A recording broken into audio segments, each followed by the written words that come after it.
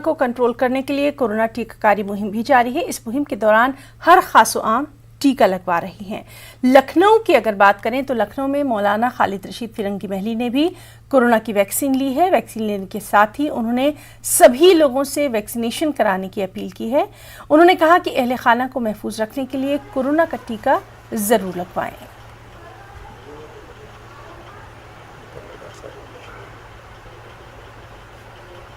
नहीं वो ठीक है।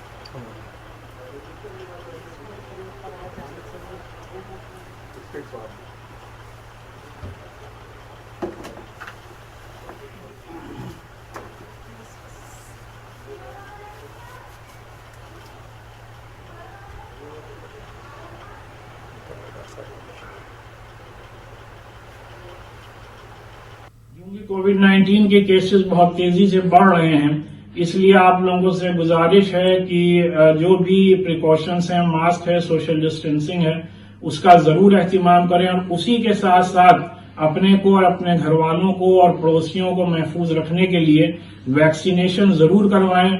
मैंने भी वैक्सीनेशन कराया है, हमारे इस्लामिक सेंटर ऑफ इंडिया के तमाम मेंबर्स ने वैक्सीनेशन कराया है।